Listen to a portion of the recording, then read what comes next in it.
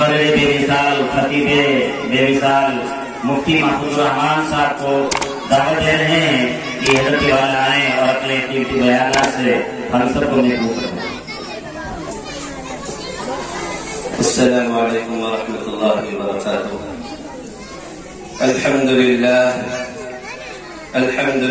رب العالمین والصلاة والسلام علی اشرف الانبیاء والمرسلین سیدنا ومولانا محمد وعلى آلہ واصحابہ اجمعین، اما بعد، عن ابي هريرة رضي الله تعالى عنه انه قال: سئل رسول الله صلى الله عليه وسلم عن أكثر ما يدخل الناس الجنة، قال: تقوى الله وحسن الخلق.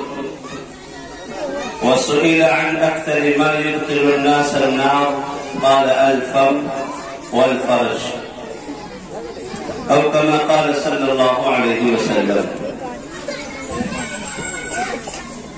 جسد احترام حضرات علماء کرام، بزرگوں اور دوستوں،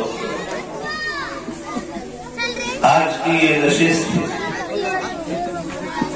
مخدوم گرامی قدر نواز شیخ الاسلام حضرت مولانا مفتی سید محمد عفان صاحب دامت برکاتہم کی برکت سے منعقد ہوئی ہے۔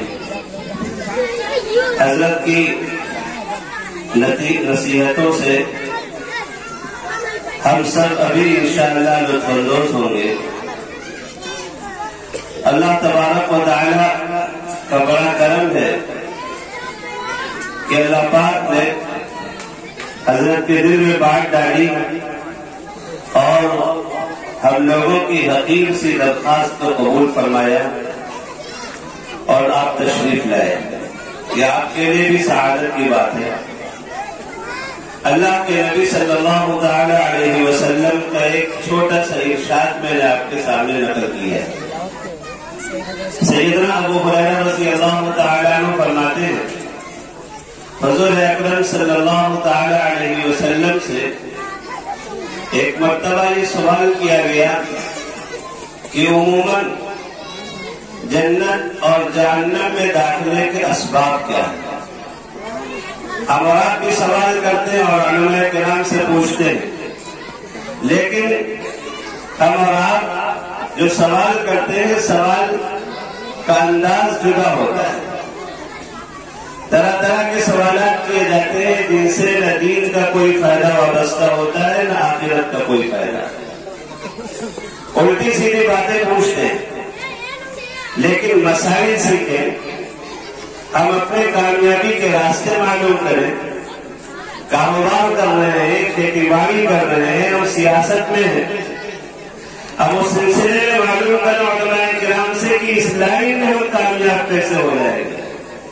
حضرات صحابہ کرام رضی اللہ عنہ اجمعین مفید سوالات کیا کرتے تھے، بے فائدہ سوال نہیں کیا کرتے تھے۔ ہم اور آپ پوچھتے کہیں، کبھی کسی عالم سے پوچھنے کا نمبر آئے تو پوچھتے کہ بھائی یہ بتائیے کہ موسیٰ علیہ السلام کے دادا کا نام کیا تھا، ابلیس کی اپنی سلبی اولاد کیا ہے؟ یہ سب سوالات بے فائدہ ہے۔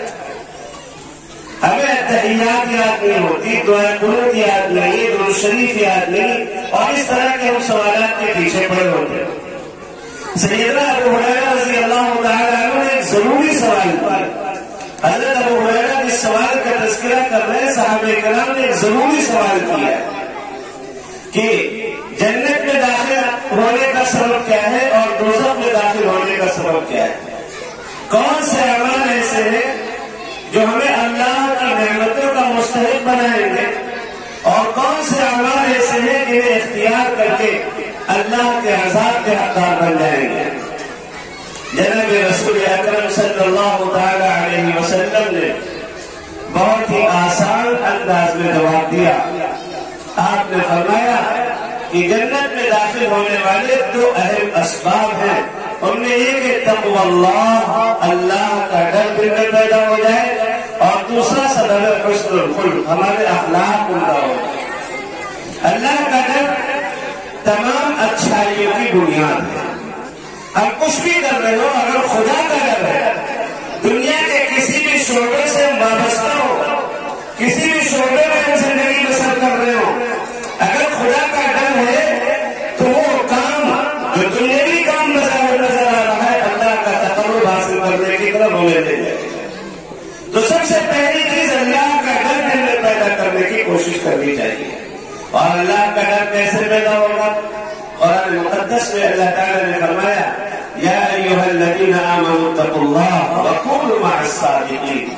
ایمان والو تم اللہ سے ڈرو اور سچوں کی صحبت اختیار کرو جن کا ظاہر اور باطن بالکل یکساں، جو نیک ہے، اللہ کے دوست ہیں، سچے ہیں، زبان سے وہی بات کہتے ہیں جو ان کے دل میں ہوتی ہے باتیں. تو نیک لوگوں کی، اہل اللہ کی صحبت اختیار کرو. اللہ والوں کی صحبت اختیار کرنے سے خدا کا ڈر نصیب ہوگا. اور دوسری صفت جس کی وجہ سے لوگ جنت میں داخل ہوں گے وہ ہے اچھے اخلاق. اور جو دوسرا سوال نبی اکرم علیہ السلام سے کیا گیا کہ دوزخ میں جانے کے اسباب کیا ہیں، حضور اکرم صلی اللہ علیہ وسلم نے فرمایا الفم والفرج، منہ اور شرمگاہ. آدمی زبان کا غلط استعمال کرے، کسی کی غیبت کرے، چغلی کرے، کسی کو گالی دے، ناجائز کسی کو ڈانٹے اور کسی کے اوپر سب کو شتم کرے، زبان کا غلط استعمال کرے، یا ایسے ہی منہ کے ذریعے حرام غذا، مشتبہ غذا پیٹ کے اندر لے کر جائے تو یہ چیزیں دوزخ میں لے جانے والی ہیں. اور دوسرا سوال شرمگاہ، شرمگاہ کا غلط استعمال ہوا.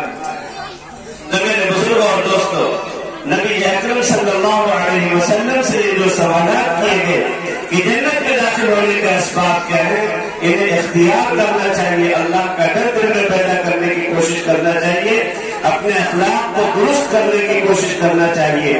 اور جو کوئی باتیں بیان کی گئی کہ یہ دونوں گناہ جہنم میں لے جانے کے لیے کافی ہیں، اپنی زبان کا استعمال ٹھیک کرنا چاہیے، زبان پر کنٹرول اور شرمگاہ پر کنٹرول رکھنا چاہیے. حضور اکرم صلی اللہ علیہ وسلم ایک روایت میں فرماتے ہیں جو شخص دو باتوں کی حفاظت کی گارنٹی لے، میں اس کے لیے جنت کی گارنٹی لیتا ہوں، ایک زبان اور دوسرے شرمگاہ. اللہ تبارک و تعالی ہم سب کو اپنی مرضیات کے مطابق زندگی بسر کرنے کی توفیق عطا فرمائے.